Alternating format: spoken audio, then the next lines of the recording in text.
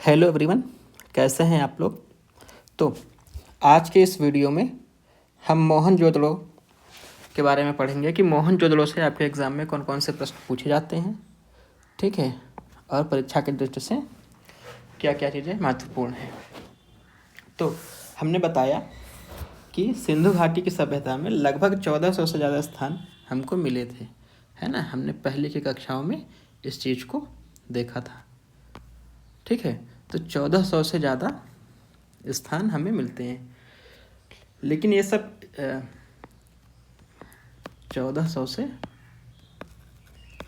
ज़्यादा स्थान हमको मिलते हैं, लेकिन इनमें से जो पूर्ण रूप से विकसित है ना, ये क्योंकि ये सब मैक्सिमम ग्रामीण थे, लेकिन इसमें से जो सबसे ज़्यादा जो विकसित अवस्था में थे, विकसित अवस्था में जो थे, है ना, विकसित नगर या शहर, तो वो कौन कौन से थे। तो हमने आपको बताया भी था कि वो हड़प्पा, जो हमने पिछली क्लास में देखा, मोहनजोदड़ो, ठीक है, हड़प्पा, मोहनजोदड़ो, लोथल, ठीक है, राखीगढ़ी,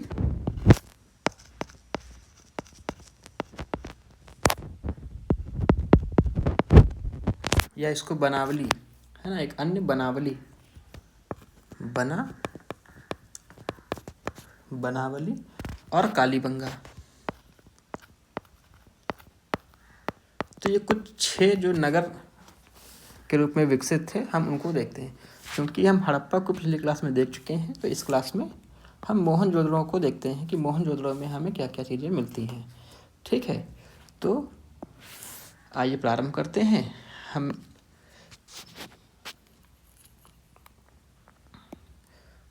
तो आज हम मोहनजोदड़ो के विषय में पढ़ेंगे। तो आइए प्रारंभ करते हैं अपनी क्लास को, ठीक है। तो सबसे पहले अगर हम भौगोलिक स्थिति और उसका विस्तार को देखें कि कहाँ पर पाई जाती है, कहाँ पर हमको मिला, यानी कि भौगोलिक स्थिति या विस्तार। तो भौगोलिक स्थिति क्या है, ठीक है। तो ये पाकिस्तान के सिंध प्रांत में, पाकिस्तान के सिंध प्रांत के लारकाना ज़िले,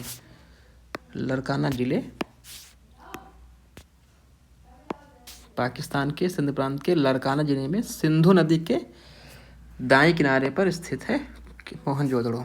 इसको हम मृतकों का टीला भी कहते हैं, मृतकों का टीला।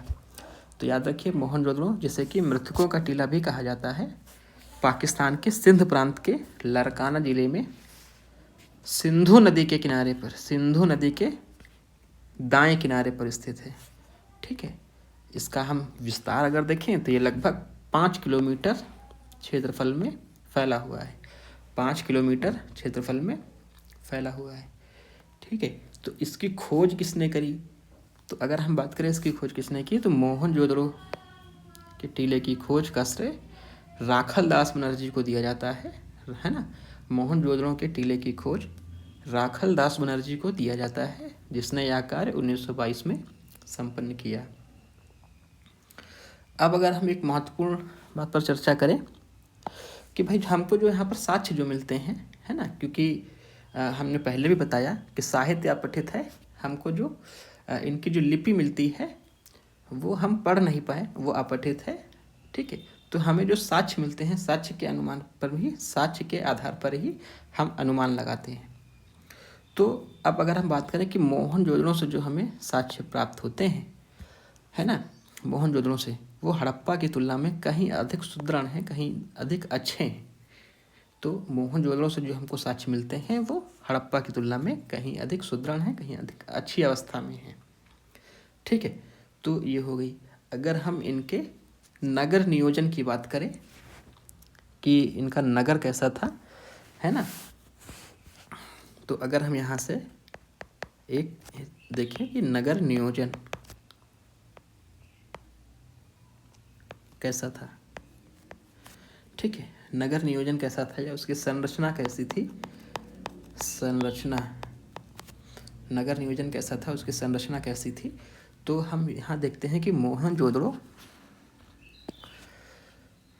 है ना, मोहनजोदड़ो केवल एक ऐसा क्षेत्र है जहाँ निचला नगर अर्थात ग्रामीण क्षेत्र और उच्च नगर अर्थात शहरी क्षेत्र दोनों एक दूसरे से नदी से पृथक हैं। मतलब यहाँ पर नदी से उनको अलग किया गया है। कैसे, अगर हम इसको समझने का प्रयास करें, जैसे ठीक है, जैसे ये इनका जो है उच्च नगर है ना, ये अगर इनका उच्च नगर है, शहरी क्षेत्र है, और ये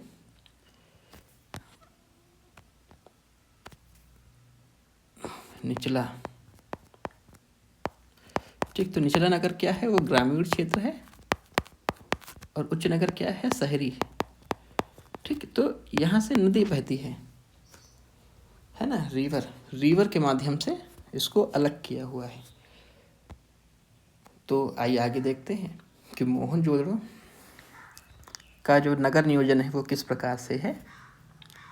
ठीक है, तो मोहनजोदड़ो किले के भीतर बहुत ही सुनियोजित तरीके से निर्मित किया गया था, है ना। मुख्य सड़कें, किनारे की सड़कें, गलियारे और राजमार्ग विधिवत रूप से देखे और पृथक किए जा सकते हैं, है ना। मोहनजोदड़ो किले के भीतर बहुत ही सुनियोजित तरीके से निर्मित किया गया है। मुख्य सड़क, किनारे की सड़कें और राजमार्ग विधिवत रूप से देखे और प्राप्त किए जाते हैं। ठीक है, तो अगर हम सड़कों की बात करें तो सड़कें विशेष महत्व रखती हैं यहाँ पे, है ना। जो सड़कें हैं वो बहुत ज़्यादा महत्वपूर्ण है, सड़कें बहुत ही महत्वपूर्ण हैं, है ना। ये एक दूसरे को समकोण पर काटती हैं, ये एक दूसरे को समकोण पर काटती है ना। सड़कें एक दूसरे को समकोण पर काटती हैं। अब अगर हम देखें कि जो इनके जो मकान हैं, ठीक है, मकान में प्रवेश के लिए हम मुख्य सड़क से नहीं जाते हैं, है ना। मकान में प्रवेश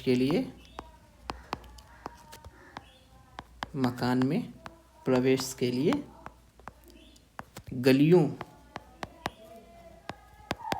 से जाया जाता था। मकान में प्रवेश के लिए गलियों से जाया जाता था, है ना।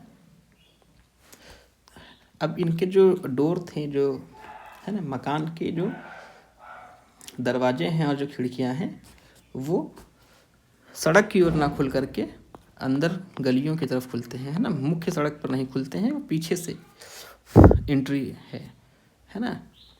तो ये चीज़ हम समझें। तो मकान और खिड़कियाँ, मकानों में जो खिड़कियाँ हैं और जो दरवाजे हैं वो सड़क की ओर ना खुल करके गलियों की ओर खुलते हैं। ठीक है, तो इस चीज़ को हमने देखा। आइए आगे चलते हैं। तो अब इनके मकानों में विशेषताएं भी थी, कौन कौन सी, वो हम देख लेते हैं। भाई 2 मंजिला मकाने हमको भी मिली हैं, भूगर्भ सीढ़ियाँ भी मिली हैं, गंदा पानी इकट्ठा करने का क्षेत्र, शुद्ध पानी के कुएं, विशुद्ध प्रकार की पाइपलाइनें इसके प्रमुख चरित्र हैं। यानी कि आज के समय में जो मॉडर्न तरीका है कि भाई किनारे की सड़कें हैं, नालियाँ हैं, गंदा पानी इकट्ठा करने का जो क्षेत्र है, कुएं हैं, वह सब भी हमें मिलते हैं। ठीक है, वह सब भी हमें मिलते हैं। आइए अगर हम आगे देखते हैं कि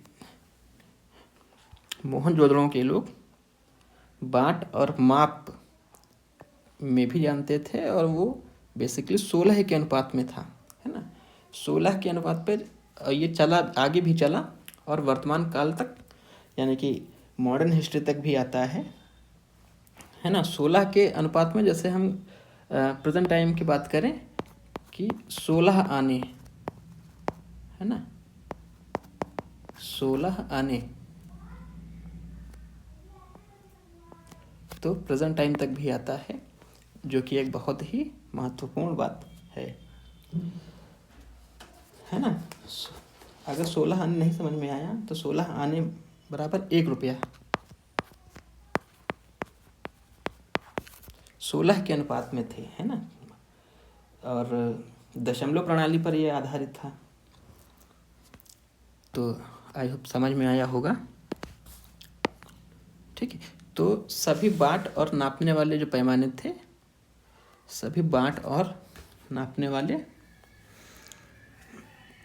जो पैमाने थे वे सभी समुद्री सीप, है ना, समुद्री सीप, शंख और पत्थर के बने हैं, है ना, खांती दांत समुद्री सीप, शंख और पत्थर के बने हुए थे। ठीक है, कुछ चांदी की कलशें, 2 चांदी की कलशें मिली हैं, 2 चांदी की कलशें मिली हैं जिन्हें सूती धागे से लपेटा गया है और उनके ऊपर सांप का चिन्ह बना है। 2 चांदी की कलशें मिली हैं जिन्हें सूती धागे से लपेटा गया है और उनके ऊपर सांप का चिन्ह बना हुआ है। ठीक है, तो अब अगर हम किले के भीतर से जो स्मारक मिले हैं, क्योंकि स्मारक पूछे जाते हैं, कौन कौन से स्मारक हमको मिलते हैं भाई। पहला तो सभागार, अन्नागार, स्नानागार, है ना, सभागार, अन्नागार और स्नानागार। ठीक है, तो अगर हम बात करें स्नानागार की, तो अगर हम स्नानागार की बात करें तो ये कितना मीटर लंबा था या चौड़ा था, गहरा कितना था। अगर इसको हम देखें तो 11.89 मीटर ये लंबा था, है ना, लंबा, और 7.01 मीटर चौड़ा। और इसकी अगर हम गहराई की बात करें कि गहरा कितना था, 2.44 मीटर गहरा। ठीक है, 2.44 मीटर गहरा। ठीक है, तो अब स्नानागार है, तो स्नानागार में चढ़ने उतरने के लिए सीढ़ियाँ भी दी हुई थी, जो सीढ़ियाँ यहाँ पर हमने सबसे नीचे लिखा भी है कि 2 तरफ से सीढ़ियाँ थी, 9 की संख्या में, उत्तर और दक्षिण की तरफ। ठीक है, तो सीढ़ियाँ भी थी। स्नानागार को भरने के लिए कुआं भी था। ठीक है, तो स्नानागार को भरने के लिए कुआं था, तो इससे हम जलापूर्ति के लिए ये था कि कुएं से जल की आपूर्ति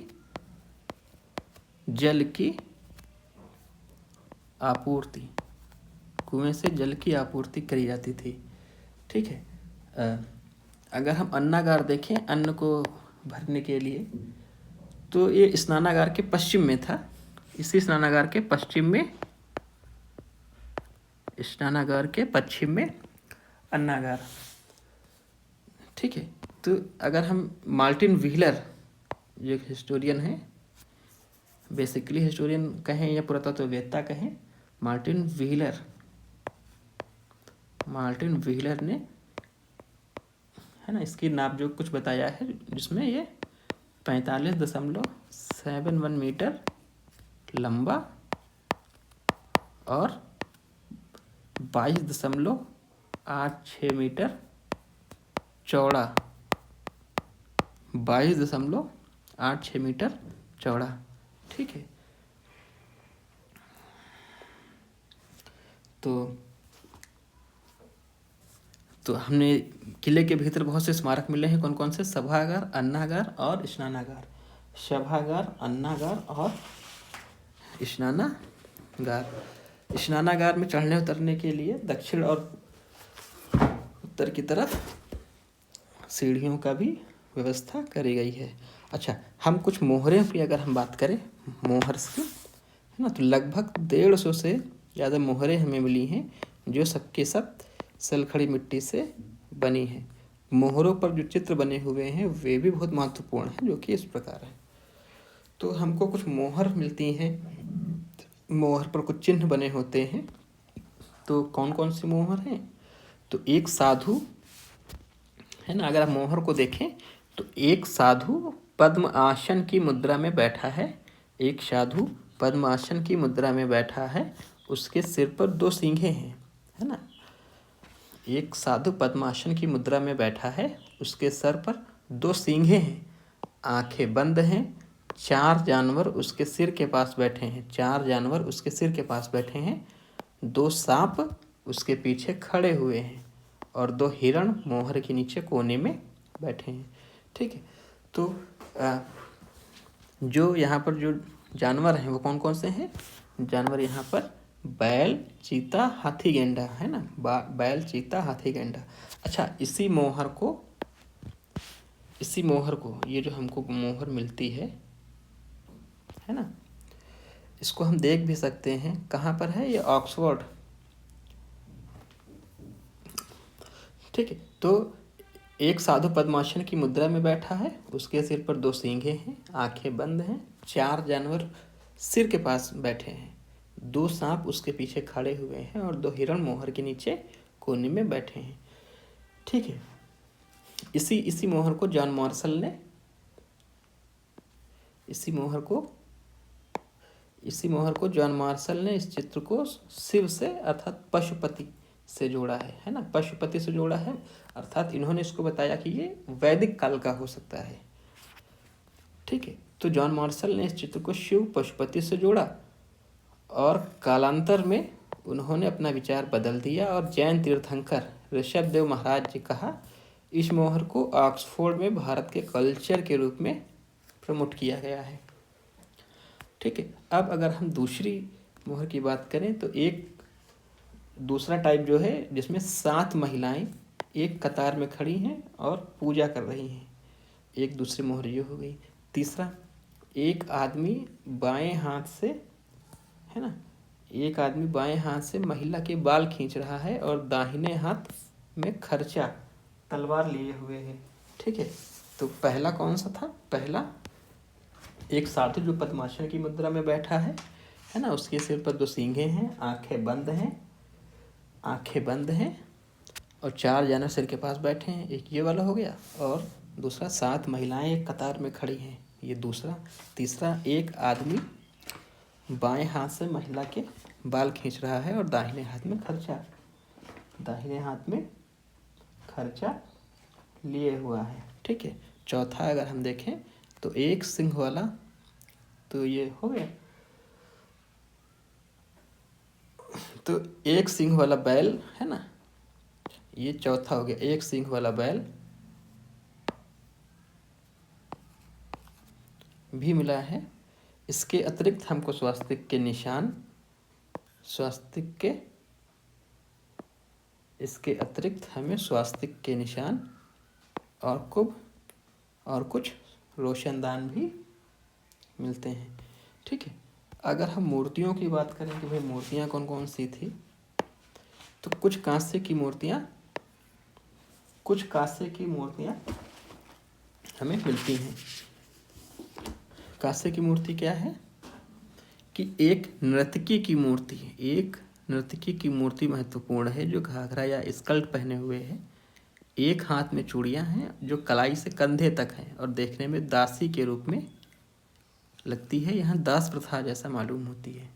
तो एक कांस्य की मूर्ति है ना, कौन सी, कैसी है वो? एक नर्तकी की मूर्ति महत्वपूर्ण है जो घाघरा या स्कर्ट पहने हुए है, एक हाथ में चूड़ियाँ हैं जो कलाई से कंधे तक हैं और देखने में दासी के रूप में लगती है, यह दास प्रथा जैसी मालूम होती है। ठीक है, तो ये चीज़ें हो गई। कुछ मूर्तियों में स्त्री को गर्भवती दिखाया गया है तथा कुछ और मूर्तियों में स्त्री के पीछे से छतरी सा मुकुट लगा है ना, जो कि हम अगर प्रेजेंट टाइम में जैसे जैपनीज डॉल नहीं होती हैं, छाता लिए हुए खड़ी हैं, हाँ, जैपनीज डॉल, तो उसी आधार पर ऐसी कुछ मूर्तियाँ हमको मिली हैं। ठीक है।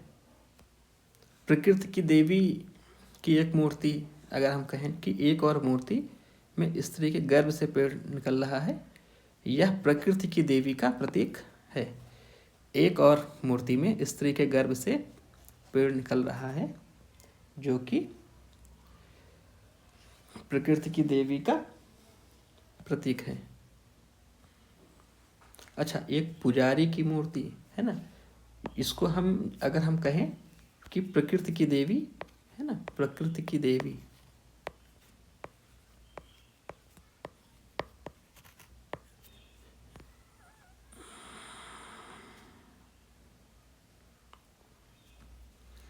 नहीं, प्रकृति की देवी, इसको हम प्रकृति की देवी अगर कहें, ठीक है, क्योंकि प्रकृति की देवी हो जाएगी, ठीक है। और दास प्रथा संबंधित एक मूर्ति जो है, उसको हम दास प्रथा संबंधित बोल सकते हैं, ठीक है। और ये प्रकृति की देवी, इसको अगर हम देखें कि एक और मूर्ति साधु की मिली है, जो अंग वस्त्र ओढ़े है और उसके अंग वस्त्रों पर 3 पत्ती वाले फूल बने हैं। बाल बहुत सलीके से माथे से पीछे गर्दन तक गाढ़े गए हैं, माथे पर पट्टी बंधी है, उसके भाव भंगिमा में अनुशासन और गरिमा है, जिसके कारण इसे पादरी, पुजारी या साधु कहा गया है। तो अगर साधु की मूर्ति या पुजारी की मूर्ति है ना, साधु की मूर्ति या पुजारी की मूर्ति, पुजारी, तो वो भी हमें मोहनजोदड़ो से मिलता है। अच्छा, जो हमने स्नानागार देखा, तो कुओं का भी महत्व है। जैसे मोहनजोदड़ो एकमात्र ऐसा स्थान है जहाँ कुएं के बहुत से क्षेत्र मिले हैं। विशेष प्रकार का कुआं जिसमें गड्ढा संकीर्ण है, चबूतरा बहुत बड़ा, अर्थात गड्ढा संकीर्ण है, यानी ऐसा, ये अगर कुआं है, ठीक है, जैसे ये अगर कुआं है तो इसका जो चबूतरा है वो बहुत बड़ा है ना, चबूतरा। तो हो सकता है इसको धार्मिक कार्यों के लिए प्रयोग किया जाता हो। यहाँ पर बैठ करके पूजा कर सकते हैं, धार्मिक अनुष्ठान कर सकते हैं, और यहाँ से हम जल ले सकते हैं, ठीक है। तो वही यहाँ पर लिखा हुआ है कि है ना, कुएं के बहुत से क्षेत्र हैं, जो विशेष प्रकार का कुआं है, गड्ढा संकीर्ण है और चबूतरा बहुत बड़ा, गड्ढा संकीर्ण है ना, चबूतरा बहुत बड़ा है। यानी कि यहाँ पर अगर हम निष्कर्ष निकालें तो धार्मिक अनुष्ठान, धार्मिक कार्य किए जाते होंगे। अच्छा, कुछ पासे और मनके भी मिले हैं, ठीक है, ये भी बहुत महत्वपूर्ण है। यहाँ पर अंत में अगर हम इस सभ्यता की नष्ट होने की बात करें कि भाई कैसे सिंधु घाटी की सभ्यता अपने का विनाश हुआ, नष्ट कैसे हो गई, ठीक है, तो उसको भी आइए हम देख लेते हैं। तो सबसे महत्वपूर्ण है यहाँ पर छिद्रे हुए कंकालों का मिलना, छिद्रे हुए कंकालों का मिलना। तो एक बार हम ऊपर से देख लेते हैं कि भाई, ठीक है, तो एक बार ऊपर से पुनः देख लेते हैं कि मोहनजोदड़ो, जिसको हम है ना, स्थिति, अगर भौगोलिक स्थितियों की बात करें कि भाई भौगोलिक स्थिति क्या है, उसका विस्तार क्या है, भौगोलिक स्थिति और उसका विस्तार क्या है, तो मोहनजोदड़ो, जिसे कि मृतकों का टीला भी कहा जाता है ना, मोहनजोदड़ो जिसे कि मृतकों का टीला भी कहा जाता है, यह सिंधु नदी के सिंधु प्रांत के लड़काना जिले, सिंधु नदी के दाएं किनारे पर स्थित है, पाकिस्तान में है। और एरिया अगर देखें तो ये भी 5 किलोमीटर स्क्वायर के क्षेत्रफल में है, ठीक है। इस मोहनजोदड़ो के टीले की खोज का श्रेय राखाल दास बनर्जी को दिया जाता है, उन्होंने 1922 में उसको खोजा, ठीक। तीसरी बात, हमें जो साक्ष्य मोहनजोदड़ो से प्राप्त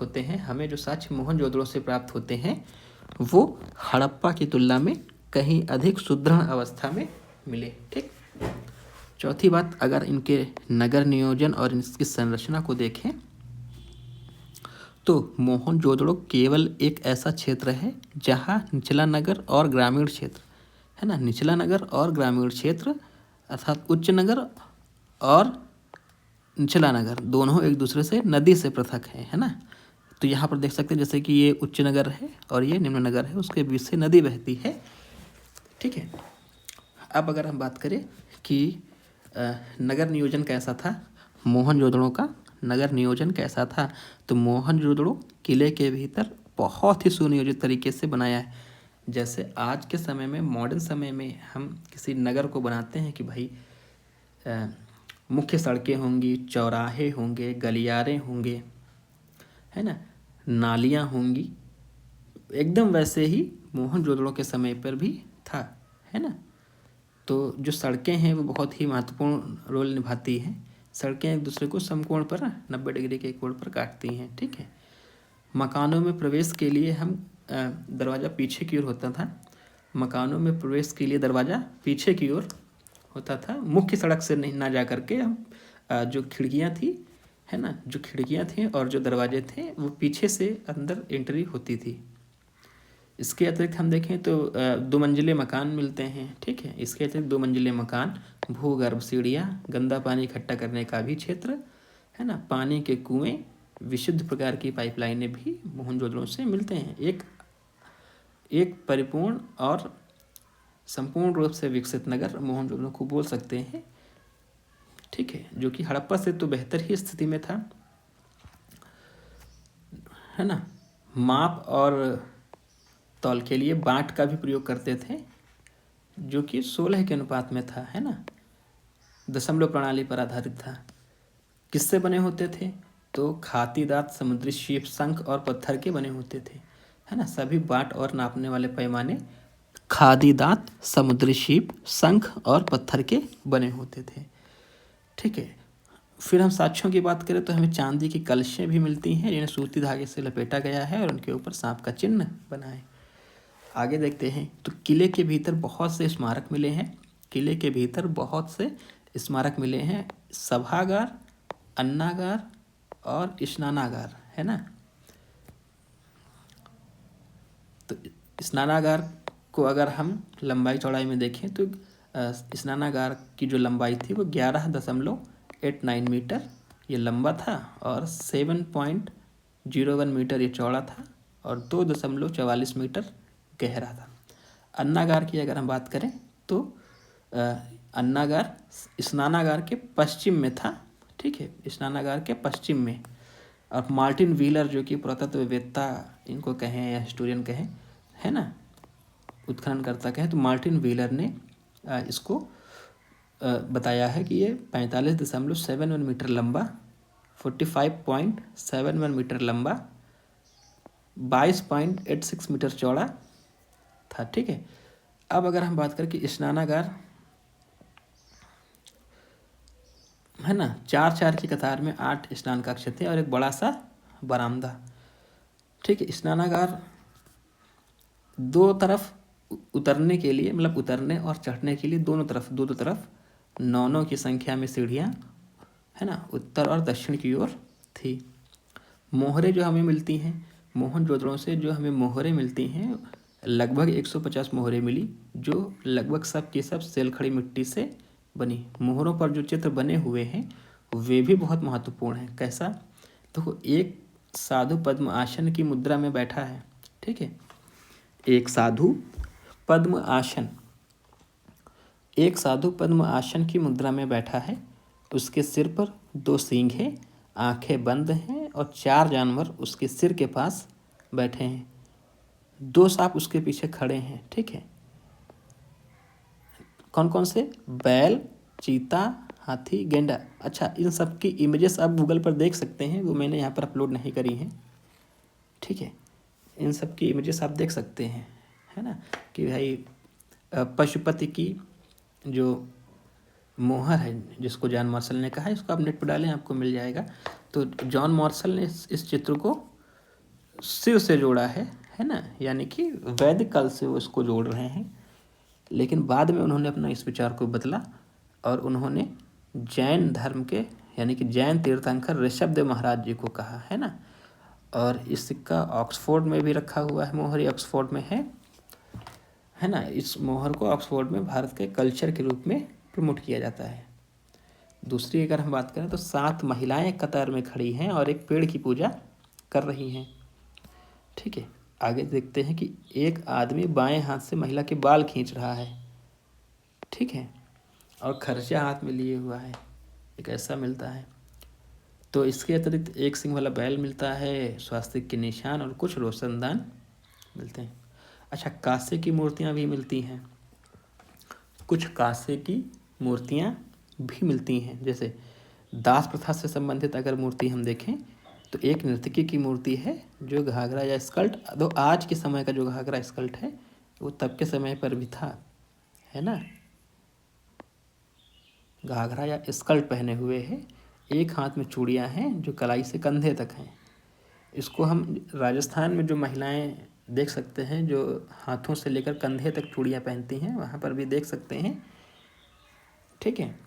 तो ये ऐसा देखने से लगता है, मालूम होता है, क्योंकि हम साहित्य पठित है तो साहित्य के माध्यम से तो नहीं जान पाए, लेकिन देखने से प्रतीत होता है कि शायद दास प्रथा से संबंधित रही हुई, है ना।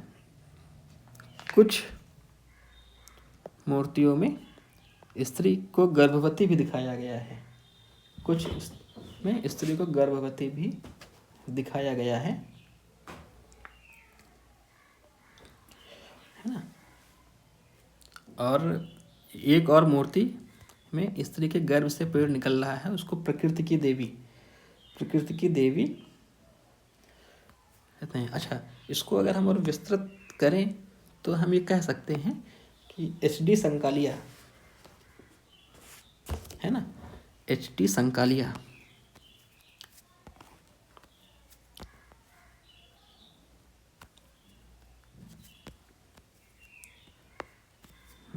इसको अगर हम और भी विस्तृत करना चाहें तो भाई HD संकालिया जो है, HD संकालिया,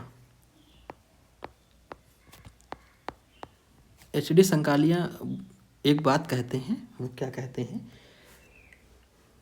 कि भाई जो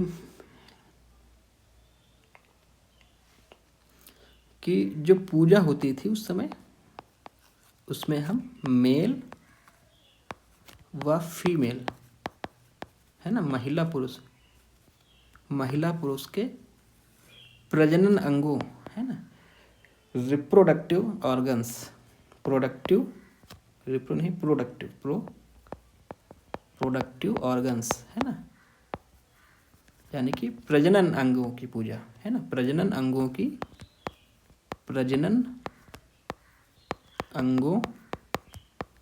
की पूजा करते थे। यानी कि HD संकालिया ने यह अनुमान लगाया कि भाई मोहनजोदड़ो के लोग या सिंधु सभ्यता के लोग मेल और फीमेल के प्रोडक्टिव ऑर्गन्स यानी कि प्रजनन अंगों की पूजा करते थे, है ना। क्योंकि इस समय अगर हम देखें तो इजिप्ट और सुमेरिया में भी इसी टाइप की पूजा होती थी कि हम प्रजनन अंगों की पूजा वो करते थे, ठीक है।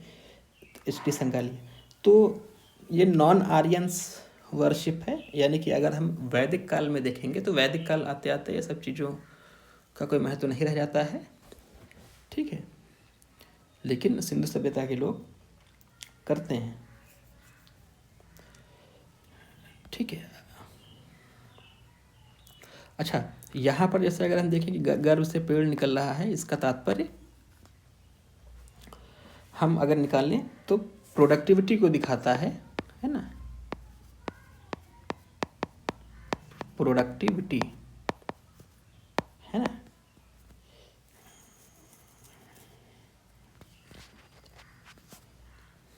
ठीक है, तो आगे चलते हैं। मोहनजोदड़ो एकमात्र ऐसा स्थान है जहाँ कुएं के बहुत से साक्ष्य हैं, है ना। मोहनजोदड़ो एकमात्र ऐसा स्थान है जहाँ कुएं के बहुत से क्षेत्र मिले हैं, विशेष प्रकार का कुआं जिसमें गड्ढा संकीर्ण है और चबूतरा बहुत बड़ा है ना। तो या इसमें धार्मिक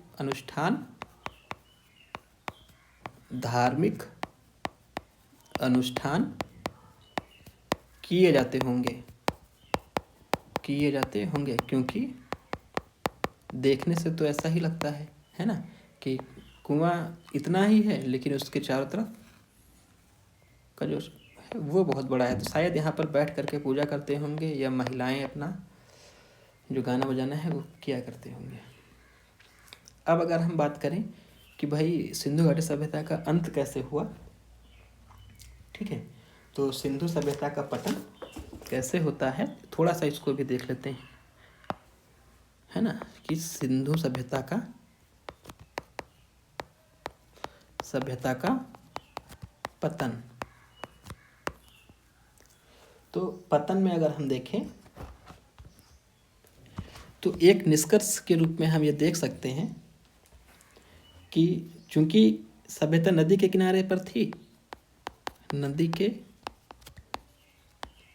पर थी, तो शायद बाढ़ आ गई होगी, है ना, बाढ़ आ गई होगी, है ना। पहला एक निष्कर्ष ये निकाल सकते हैं कि यह सभ्यता शायद बाढ़ के कारण ख़त्म हो गई होगी, क्योंकि सभ्यता नदी के किनारे पर थी, इसीलिए सभ्यता का पतन बाढ़ के कारण हुआ होगा। दूसरा अगर हम देखें, है ना, कि सिंधु घाटी की सभ्यता भूकंप की भी संभावनाएं थी, कि सिंधु घाटी क्षेत्र में भूकंप की भी काफ़ी संभावनाएं थी, इसीलिए हो सकता है कि बार बार भूकंप आने के कारण यह सभ्यता समाप्त हो गई हो। तो पहला शायद बाढ़ आ गई हो, दूसरा ये भूकंप हो, या अगर हम तीसरा बात करें तो ये लोग चूंकि योद्धा नहीं थे, है ना, व्यापारी लोग थे, मुख्य रूप से व्यापारी थे, योद्धा नहीं थे, है ना, योद्धा नहीं थे बल्कि व्यापारी थे। तो शायद बाहर के लोगों के आक्रमण से यह सभ्यता खत्म हो गई, है ना, आक्रमण से यह सभ्यता खत्म हुई हो, बाहर के लोगों के आक्रमण की वजह से यह सभ्यता खत्म हो गई हो, ठीक है। और हम देखें कि अच्छा, आक्रमण को प्रमाणित भी किया है मार्टिन व्हीलर ने, है ना, आक्रमण को मार्टिन व्हीलर ने प्रमाणित भी किया है। तो अगर हम देखें तो शायद हो सकता है कि सूखा या बीमारी के कारण भी यह सभ्यता अचानक खत्म हो सकती है, ठीक है। अंत में अगर हम देखें तो हो सकता है, तो अंत में अगर हम देखें तो मैंने कहा ना कि आक्रमण को प्रमाणित भी किया है मार्टिन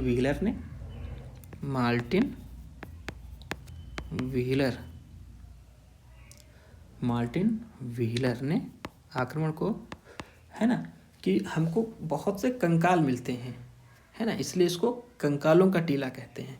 तो ये कंकाल क्यों करते हैं, एक ही जगह पर बहुत से लोगों के कंकालों का मिलना ये दर्शाता है कि शायद किसी ने आक्रमण किया होगा और कत्लेआम हुआ होगा, है ना। इसीलिए इसको मोहनजोदड़ो को मृतकों का टीला कहते हैं। क्यों कहते हैं मृतकों का टीला, क्योंकि हो सकता है कि किसी ने आक्रमण किया हो, है ना, या वैदिक सभ्यता के लोगों ने आक्रमण किया हो, या आर्यंस ने आक्रमण किया हो, क्योंकि ये एक व्यापारी थे, योद्धा नहीं थे, और हमें एक ही जगह पर जो कंकाल, ढेर सारे कंकाल मिलते हैं, वो इस बात की पुष्टि भी करते हैं शायद आक्रमण हुआ होगा, है ना, नरसंहार हुआ होगा, नरसंहार या आक्रमण हुआ होगा, इसलिए हमें मिलते हैं। मार्टिन व्हीलर ने सभ्यता को जब उत्खनन किया तो लगभग 7 टाइम्स, है ना, 7 बार हमें, मतलब हम नीचे जमीन में खोदते गए और हमें 7 टाइम्स ये सभ्यता मिली। इसका मतलब हो सकता है ये 7 बार विकसित हुई हो।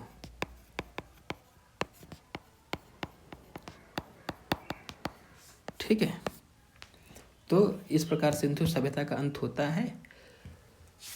कल हम एक दो और देख लेंगे, जैसे कालीबंगा और लोथल, है ना, कालीबंगा, लोथल और चहुंदड़ो, इन सबको भी देख लेंगे, है ना। उसके बाद सिंधु सभ्यता का आरंभ मतलब समापन हो जाएगा, फिर वैदिक सभ्यता आरंभ करेंगे। ठीक है, आज के लिए इतना ही, धन्यवाद।